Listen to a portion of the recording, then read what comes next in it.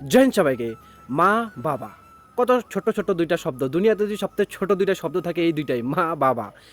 আর আমরা কি করি, এগুলোকে এত খারাপ ব্যবহার করি, আর এই দুইটা মানুষকে আমরা এত খারাপ পরিমাণে আঘাত করি। সব থেকে যদি বেশি আঘাত করার মানুষ থাকে তাহলে মনে হয় মা বাবাই হয়ে থাকে। অনেক সময় ড্রিঙ্ক করে এসে মার উপর হাত তোলা, বাবার উপর হাত তোলা, বাবার সাথে ফালতু কথাবার্তা বলা। দেখো, যেদিন এই মানুষগুলো দুজন এই দুনিয়াতে থাকবে না না, বা তোমার মানে যেরকম আমার মা বাবা এখন আছে, তার জন্য আমি এটা তাদের যে মানে তারা না থাকলে কি হইব এটা আমি বুঝতে পারতাছি না। আর যাদের নাই, তো তোমরা অবভিয়াসলি জিনিসটা বুঝতে পারবা, ঠিক আছে? তো তার জন্য কখনো মা বাবাকে কষ্ট দিবা না, কারণ এই দুনিয়াতে যদি সব সময় কাছে আর পাশে থাকে এটা হলো মা আর বাবা। কারণ তুমি মনে করো আমার একদম জিগরির দোস্ত, একদম জানের পরাণ, তুমি আমার এখন করলে এখন তুমি ব্লাড দিতে রাজি, বাট এটা কথা কি জানো, তুমি আমাকে শুধু হসপিটালে ব্লাড দিবা। তো ব্লাড দেওয়ার পর কি হইব, ব্লাড দেওয়ার পর তুমি এটা ভাববা যে আরে চল ঠিক আছে, ব্লাড দিয়ে সেরা আমি হেরে বাড়ি পৌঁছাই দেবো। কিন্তু তুমি এটা ভাবতা না কি বাড়িতে যাওয়ার পরও বাকিটা কি করে চলবে। কিন্তু তোমার মা এরকম না, মা বাবা এরকম না। মা বাবা এটা ভাববো যে চল ছেলে অসুস্থ আছে, যে কোনোভাবে ব্লাডের ব্যবস্থা করা হোক, টাকা দিয়া হোক, কিডনি বেচে হোক, যেরকমভাবে। কারণ মা জানে তুমি সুস্থ হওয়ার পরে তুমি ওই মার ঘরটাতে আসবার, মাকে আর বাবাকে তোমাকে দেখতে লাগবো, ঠিক আছে? আর অনেকে আমি অনেক ভালোবাসি মাকে। হ্যাঁ, তোমরা ভালোবাসো ঠিক আছে, কিন্তু জীবনে এতটুকুই ভালোবাসো মা বাবাকে, যে তার জন্য যাতে মা বাবাকে যেন কখনো অনাথ আশ্রমে যেতে না হয়।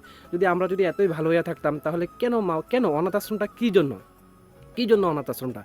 ঠিক আছে, যারা একদম ছোট্ট তাদের জন্য ওইটা আলাদা, যে ছোটোবেলা মা বাবা মারা গেছে তো হের কাছে কোনো কিছু নাই। আর আমাদের মধ্যে আজকাল বেশিরভাগ এটা করে কি, মা অসুস্থ, ভাই 2 লাখ 3 লাখ টাকা লাগবো, ভাই আমার কাছে এত টাকা নাই, কিন্তু কিছু সেভিংসে আছে, এগুলো মার এমনিতেই রোগটা অনেক ডেঞ্জারাস হয়ে গেছে, আমি এত টাকা খরচ করেও কি মাকে বাঁচাতে পারতাম না, তার জন্য আমি খরচই করতাম না। ভাই, মা টাকা গেলে টাকা তুমি কামাইতে পারবা, কিন্তু ওই মাটা গেলে কখনো তুমি ওই মা বা বাবাটাকে তুমি আনতে পারতা না, ঠিক আছে না কথাটা?